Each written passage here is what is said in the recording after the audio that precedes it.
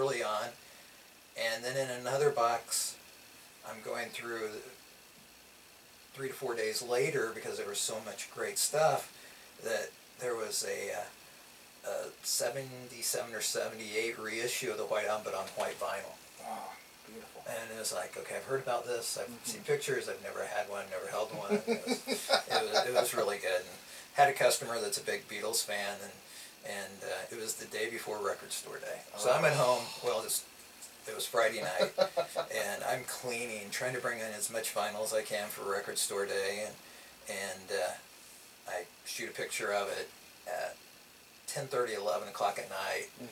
Facebook message him the pictures, saying, hope it's not too late. He goes, I'll take it.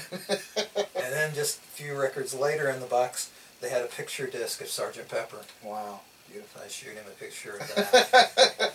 So, the White Album, there's some early Dylan stuff that's pretty cool. What's the one that has it's the misprint, correct? Yes. Freewheelin' Bob Dylan. Early on, there's that extra track that's on that was put out on one of the original versions of, but very few were put out. There's certain things out there that you've read about. Yes. But it's like, am I actually ever going to come across one? Totally, yeah. I think there's like a couple first editions of The Wall that were on orange vinyl or something like that. Okay. And so I've always kind of, I have my copy of The Wall. I'm happy with it on vinyl, but I always, whenever I see it, I always got to take a peek and see. But it's amazing, the littlest thing can completely change the value and perspective of an album. It's really incredible. There's, with some of the Led Zeppelin albums, you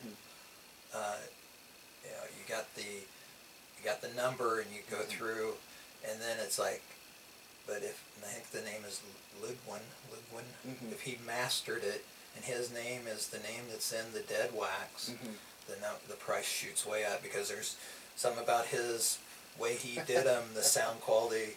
Supposedly, there's rumors that one time he did one and it blew their kid's speakers, the child of one of the record execs' speakers. Well, I don't know if that's true. I've heard that story. It's incredible. So it's crazy what little different things, and some people that's important, some people it's not. It's some people care about what's in the dead wax, what the exact number, what the pressing. Well, it's so great too, companies like Discogs Yes. that are able to identify certain pressings just by the dead wax alone. It's really incredible. And that's become a great source. Back, even in the 90s, you just didn't have that kind of a source.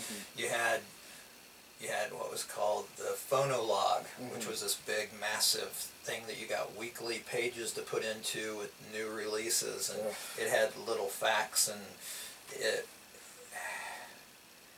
I regret it to this day, the day that I walked out the back door of my CD shop and threw it in the trash. But I thought it was a great day. I wish I still had it. It would have took off a lot of space and been hard to move all the times I've moved. But the day that everything was available online and you just go to it on the computer versus flipping through this huge book, but you had to use that. There was a magazine called Goldbind. Yeah. That people would sell and list stuff on there, and you could read about. They would do features about special issues or rarities and albums. So that's what you had for sources. Wow. Even in the 90s.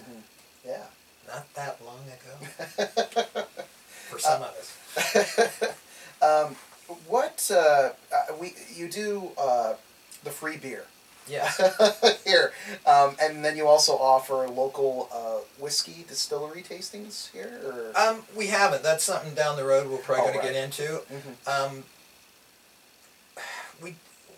When we're in the West Bottoms, we had a very... the mother-daughter that owned the store that we were in were very nice about offering beer. Just a nice little, as you're shopping, you could offer beer.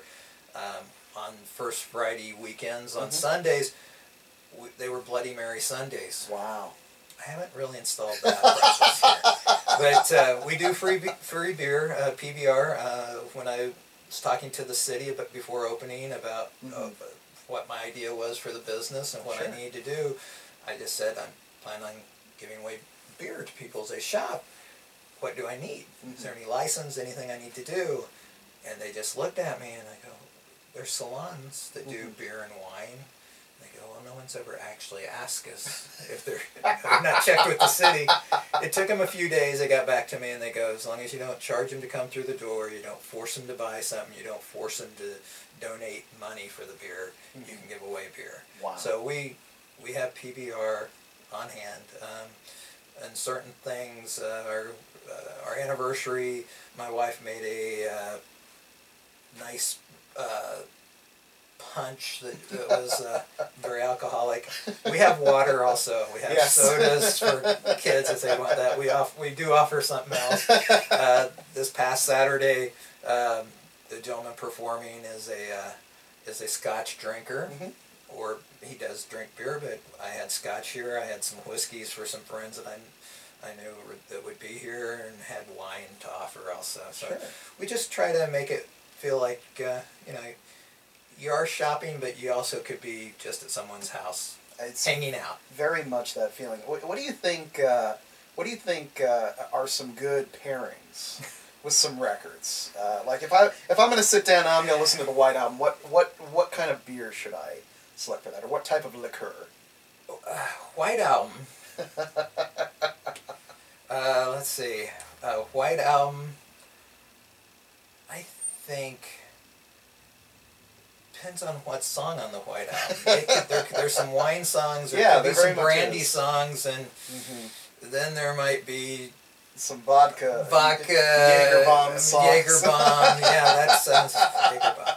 That there'd be some different. It's a very varied album. Yes, yeah, not just one type of alcohol could get you through the White Album. Very true, very true, very true. And I think that's great. You know, I think that's something that, you know, much like you said, it didn't feel like, here's a beer, now buy something, you know, type situation. It was a very friendly type thing. And one of my deep memories is my dad putting on records in the garage during the summer and sitting out there with a beer and just enjoying the music. And it kind of made that connection with me. You know, it's not a beer. You're not drinking to get wasted. You're drinking and enjoying this very friendly, cohesive atmosphere. So it struck a chord with me that you guys did that. It was very sweet. We want people to feel welcome. We want people to, you know, we do want people to buy stuff, but we want people to think, oh, if I'm going to go for a record, I can go to FM Music, have a beer, just hang out, look at vinyl. We want people to stay. Yes, yes, definitely. And if you have a beer, it might take you a little while to drink it, and you might stay a little bit longer and maybe buy a couple extra albums maybe. Yeah, and we should mention as well, this seating area back here is not like a private area. This is part of the shop, this area back here. So somebody could come back here, put on some Definitely. Was the concept for us with it. My wife has been with me to quite a few music stores, and she'll look for a while, but she has always said, there's no place just to sit down. Right. Yes. So that was the whole idea, is let's make it comfortable, give people, and I've got some customers that it's the husband that actually comes back here and sits down as the wife shopping. We tend to now, when we're traveling, say go see my father-in-law in Florida, we hit record stores. Totally. It's part of the job. Make it a business right off the trip. But go to, he lives in Pensacola.